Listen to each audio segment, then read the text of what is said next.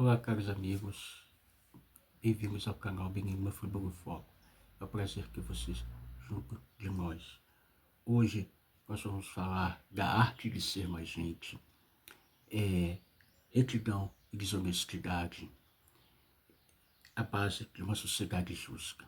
Retidão. Meu nome é Cláudio César dos Santos, sou missário do Movimento Benigno Brasil, aqui na cidade de Nova Friburgo, região sul do estado do Rio de Janeiro. Quer saber mais do que vamos falar? Roga a vinheta e depois venha comigo.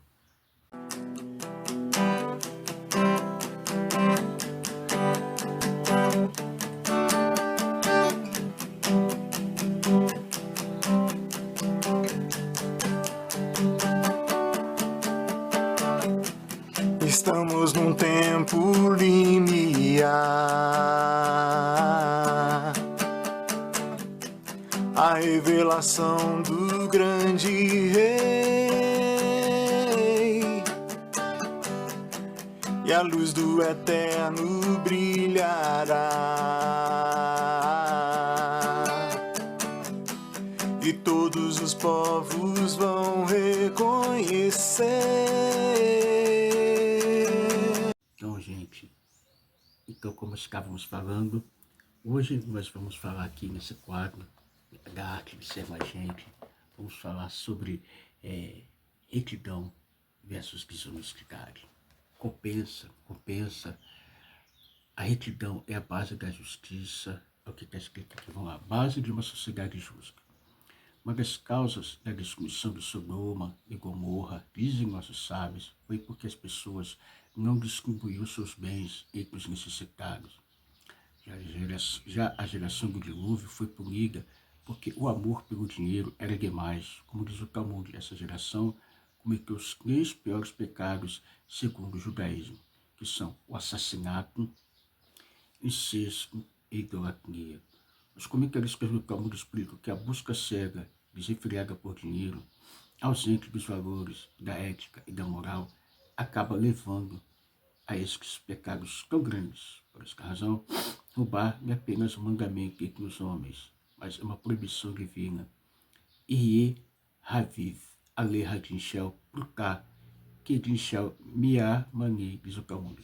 Seja querido para ti um julgamento envolvendo um centavo, da mesma forma que um julgamento de 100, como diz o ditado francês, quem roubou um ovo, roubou um boi.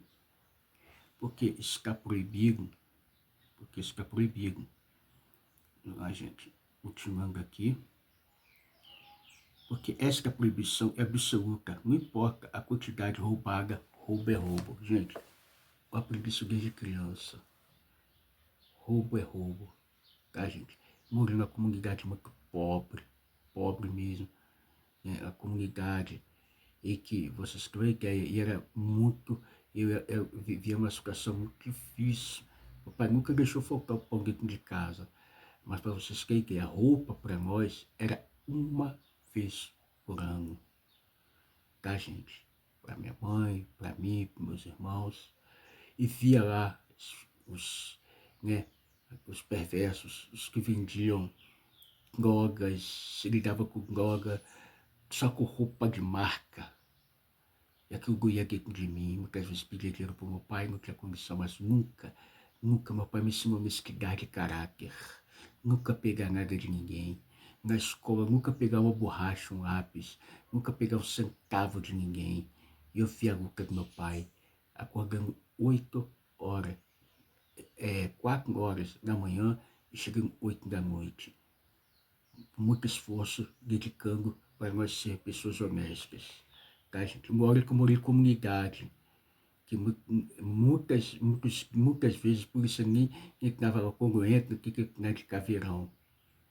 Então, gente, graças a Deus, hoje não moro mais lá. Moro bem distante, num lugar mais tranquilo, mais calmo, Baruch Hashem.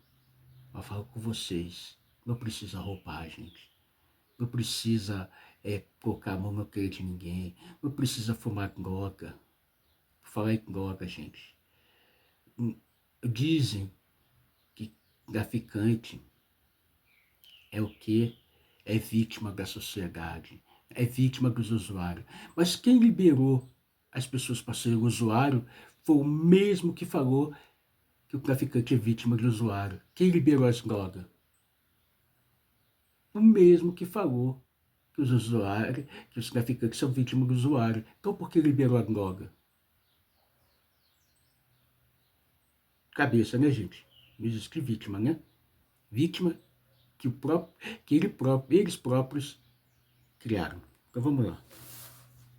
Porque na verdade não são vítimas. Cada um tem sua escolha.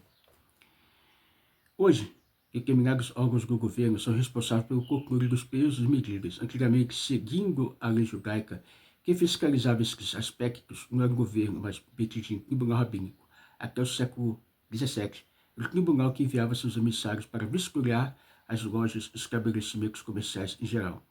Os lojistas eram amplamente inspecionados pelo rabinato, cuja vistoria era minuciosa. Para nós, este é o mandamento divino, como todos os outros que devem ser cumpridos. Então,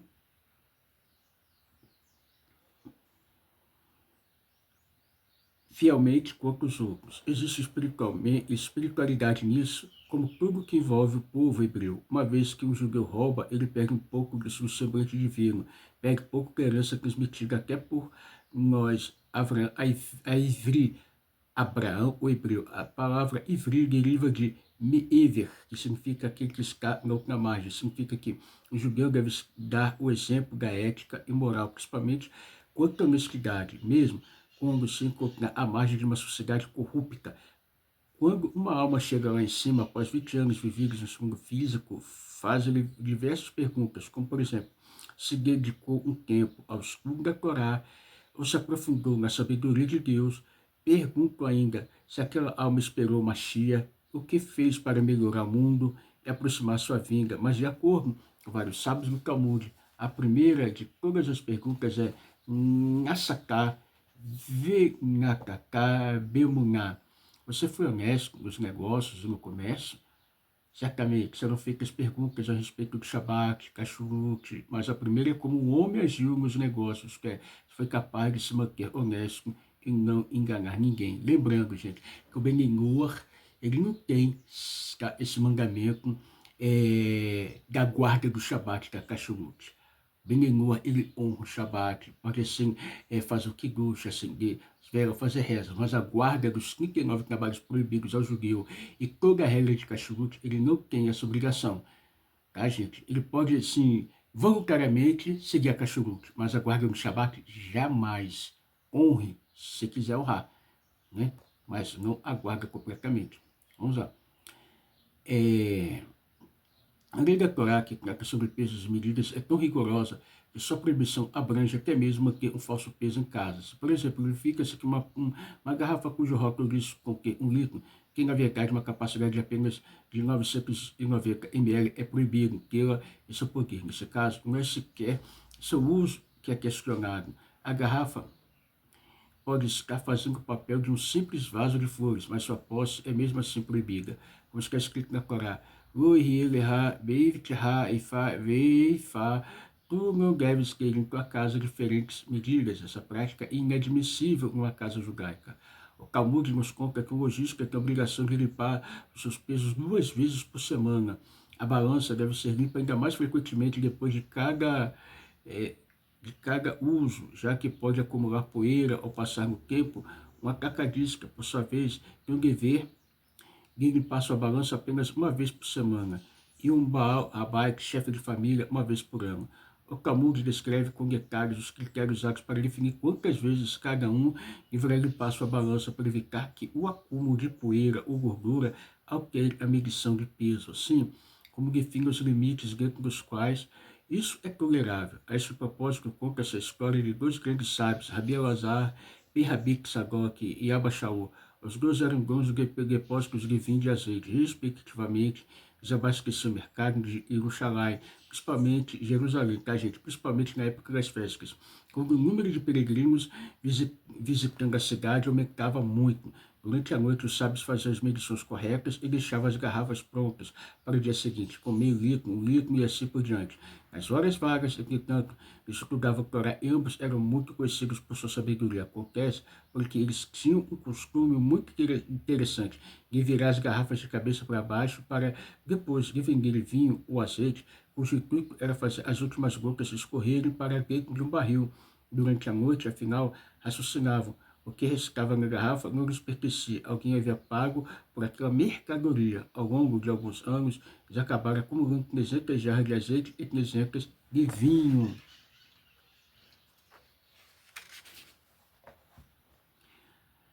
Sem saber o que fazer com aquelas jarras, que alegavam não lhes pertencer. Os dois sábios resolveram procurar o conselho de outro grande sábio. O sábio respondeu-lhes que uma pequena quantidade sempre ficaria inevitavelmente grudada na jarra. Por essa razão, era lícito manter a mercadoria em sua posse. Mas os dois comerciantes não ficaram satisfeitos. Não podemos ficar com isso de forma alguma, pois não nos pertence.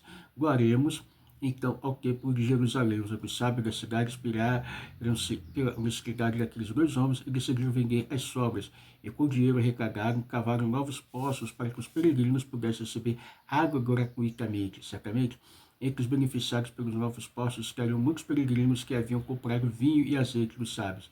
Essa simples história mostra a enorme honestidade e retidão de nossos sábios. Enganar o outro, ou naá, também enfaticamente proibido pelo judaísmo. Há uma proibição absoluta sobre a prática de qualquer tipo de engordo.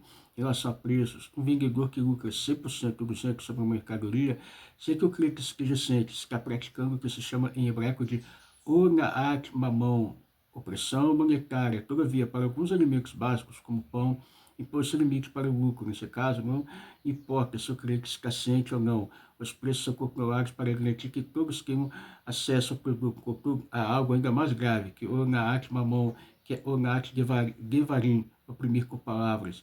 Lembrar um Baal Teshuvá, um penitente de seu passado, por exemplo, uma forma de Onat Devarim, aquele que diz: quem você pensa que é? Há um ano apenas você era tal e tal jeito.